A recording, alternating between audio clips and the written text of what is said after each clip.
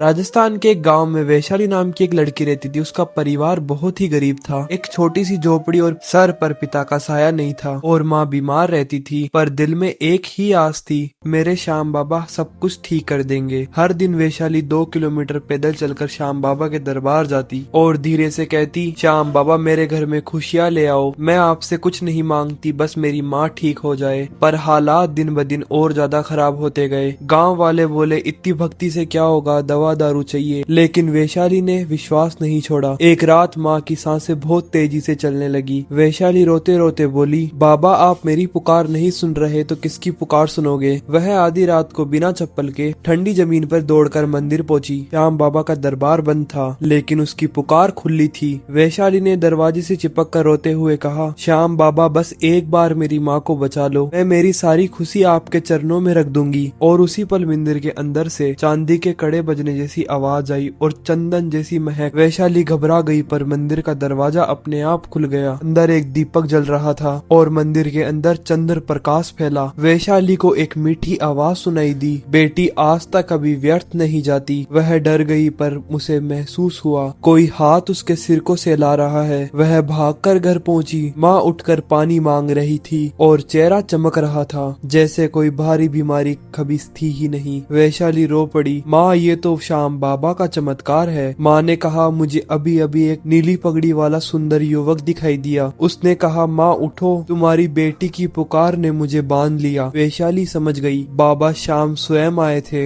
गांव में आज भी लोग कहते हैं उस दिन बाबा स्वयं खुद आए थे और वैशाली की माँ को ठीक किया। और वैशाली कहती है, मेरे बाबा जब सब साथ छोड़ देते हैं तब आप साथ देते हो, हारे का सहारा आप ही है। और गाँव वाले ये भी कहते हैं, जिस रात वैशाली ने श्याम बाबा को पुकारा था उसी रात गांव में स्वयं खाटू श्याम उतरे थे। उस रात के बाद वैशाली के जीवन में सब कुछ बदल गया। घर में खुशियां लौटी, माँ बिल्कुल स्वस्थ हो गई और वैशाली का विश्वास पत्थर से भी मजबूत हो गया। धीरे धीरे गांव वाले भी समझ गए कि सच्ची भक्ति सिर्फ बोलने से नहीं, दिल से पुकारने से होती है। राधिका श्याम बाबा के दरबार जाती, हमेशा दीपक जलाती और बाबा श्याम से कहती, श्याम बाबा आपने मेरी सुन ली, मैं आपकी ही हूँ और आप मेरे। गाँव वालों ने देखा कि जिस लड़की के घर में कभी अंधेरा था वहाँ आज आस्था का उजाला फैल गया। और कहते हैं जिस रात वैशाली की आंखों में से भरोसे के आंसू गिरे थे उस रात श्याम बाबा मुस्कुराए थे, क्योंकि जहाँ सच्ची पुकार होती है वहीं श्याम बाबा अपना दरबार सजाते हैं। जय श्री श्याम, जय जय श्री श्याम।